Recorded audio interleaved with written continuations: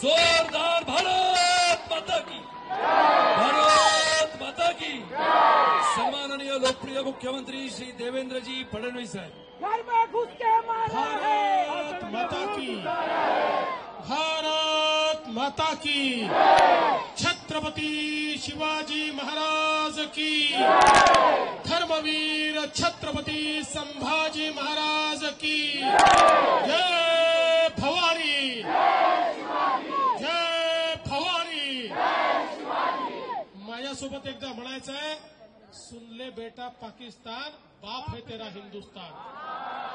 सुन ले बेटा पाकिस्तान, बाप है तेरा हिंदुस्तान। सुन ले बेटा पाकिस्तान, बाप है तेरा हिंदुस्तान। सुन ले बेटा पाकिस्तान, बाप है तेरा हिंदुस्तान। आज तिरंगा यात्रेच्या निमित्ताने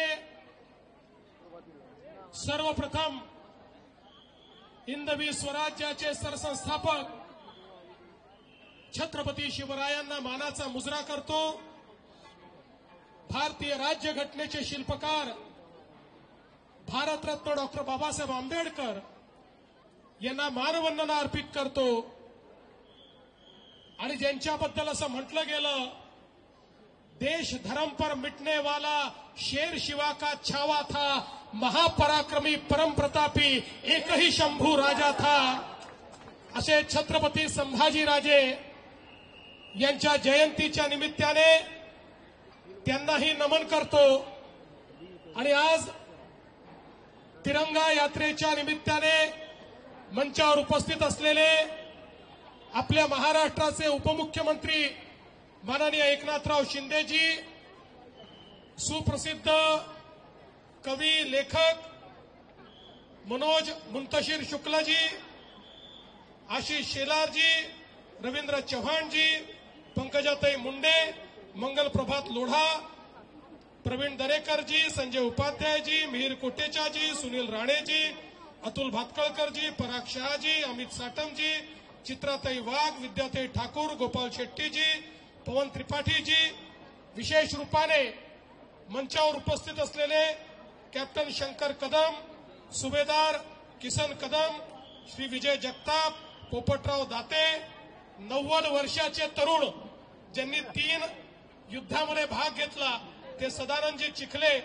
हवालदार शंकर कुंभार, संजय निकम, या ठिकाणी विशेष रूपाने उपस्थित असलेल्या आमच्या स्काउटच्या सर्व या ठिकाणी कॅडेट्स आणि उपस्थित सर्व माझ्या भगिनी आणि बंधूंनो, आज तिरंगा यात्रेच्या माध्यमातून आमच्या देशाच्या सैन्य दलाच्या प्रती आमचे धन्यवाद देण्याकरता, त्यांच्या प्रती आभार मानण्याकरता आम्ही सगळे लोक या ठिकाणी एकत्रित झालो।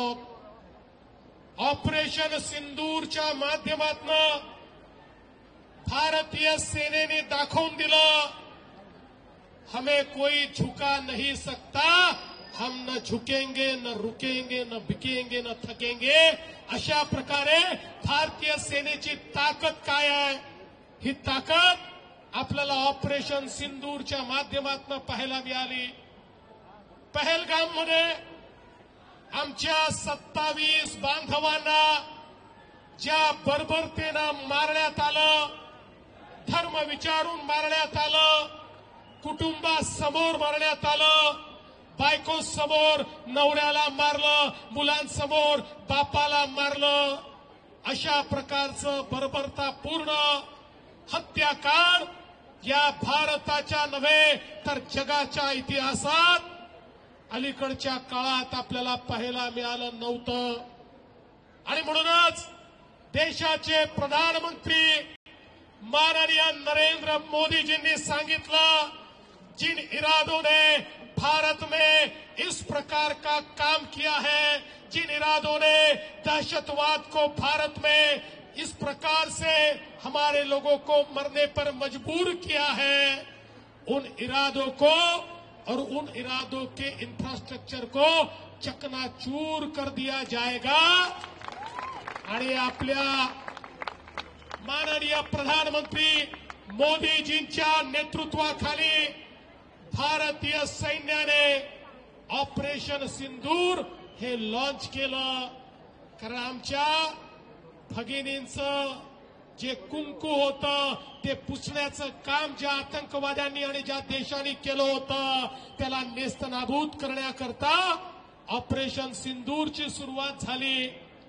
आणि ऑपरेशन सिंदूर मध्ये अतिशय अचूक पद्धतीनं प्रिसिशन पद्धतीनं भारतीय सैन्याने आतंकवाद्याचे 9 अड्डे हे पाकिस्तानमध्ये घुसून त्या ठिकाणी उद्ध्वस्त करून टाकले.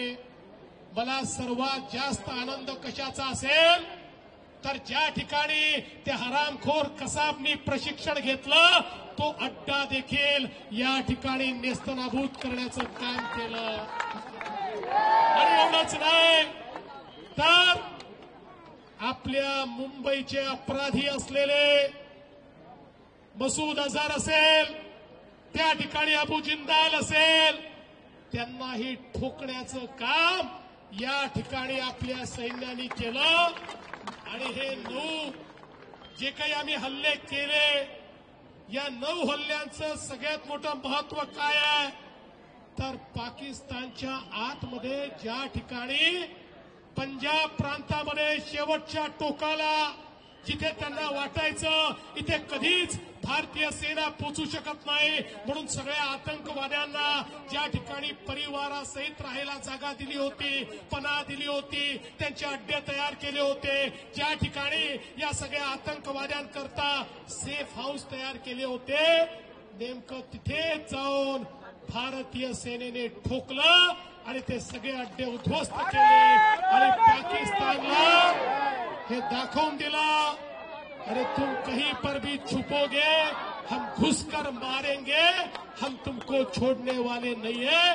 हे या ठिकाणी भारतीय सेनेने दाखवून दिलं. आणि त्याच्यानंतर पाकिस्तानने भारतावर हल्ला करण्याचा प्रयत्न केला. मला या गोष्टीचा अभिमान आहे एकही त्यांचा हल्ला यशस्वी होऊ शकला नाही. त्यांनी मोठ्या प्रमाणात मिसाईलचा वापर केला. त्यांचे सगळे मिसाईल हवेमध्येच भारतीय सेनेने उडवून दिले. त्यांनी ड्रोनचा वापर करायचा प्रयत्न केला. एकही त्यांचा ड्रोन हल्ला यशस्वी होऊ शकला नाही. त्यांनी F-16चा वापर करायचा प्रयत्न केला. त्यांचे F-16 पाडण्याचं काम हे आमच्या डिफेन्स सिस्टीमनी केलं.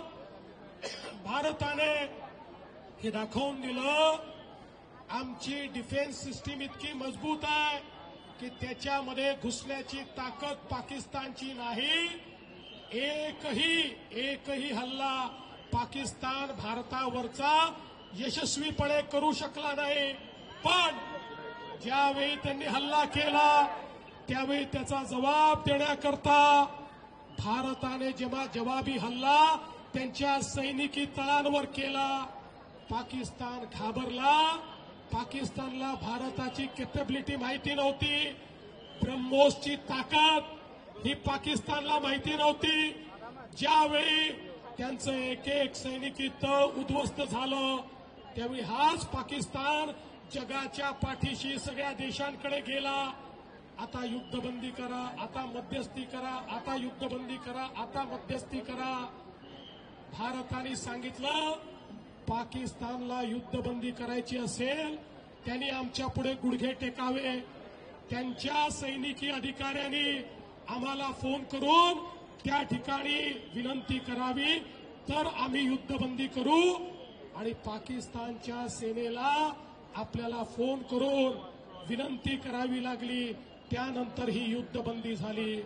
बंधू भगिनींनो, भारतीय सेनेची जी ताकद आहे ही ताकद पहिल्यांदाच आपल्याला पाहायला मिळाली, जगाला पाहायला मिळाली. भारतीय सेना आता अभेद्य आहे हे देखील आपल्याला पाहायला मिळालं. अशी आपली सेना आणि त्या सेनेच्या पाठीशी खंबीरपणे उभे असलेले भारताचे प्रधानमंत्री माननीय नरेंद्र मोदीजी, याच्यामुळे भारताची ताकद आपल्याला समजली. आणि म्हणूनच आज ही तिरंगा यात्रा आपल्या सैनिकांना मान देण्याकरता, आपल्या शहीदांना मानवंदना देण्याकरता आणि भारताची ताकद ही जगाला दाखवण्याकरता आपण या ठिकाणी काढलेली आहे. मला विश्वास आहे भारताचा तिरंगा असाच फडकत राहील, या तिरंग्याला असाच सन्मान मिळत राहील. आणि म्हणून सर्व सैनिकांचं मनापासून अभिनंदन करतो आणि माझं बोलणं संपवतो.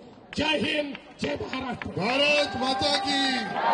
सर्व सैनिकांनी पुढे यायचं. माजी सैनिक देवेंद्रजी, एकनाथजी, रवींद्र चव्हाणजी, मंगलजी, सैनिक बाजूला बाजूला या बाजूला सैनिकांना येऊ द्या पुढे. देवेंद्रजी, एकनाथजी आणि स्वातंत्र्य सैनिक तिरंगा हातात घेऊन त्या ठिकाणी माजी सैनिकांच्या हातात, चव्हाण साहेबांच्या हातात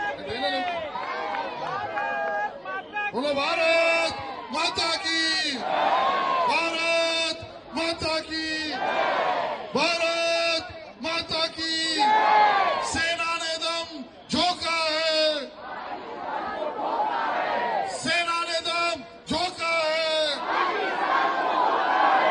भारत माता की. आता देवेंद्रजी, शिंदे साहेब, चव्हाण साहेब आणि आपले माजी सैनिक पुढे जातील. सगळे त्यांच्या मागोमाग आपण चालू आणि तुकाराम ओंबळे चौकापर्यंत आपण जाऊ. धन्यवाद. सुनील लाडेजी सूचना दे. चला, सर्व कार्यकर्त्यांना विनंती आहे, सर्व नागरिकांना विनंती आहे की माननीय मुख्यमंत्री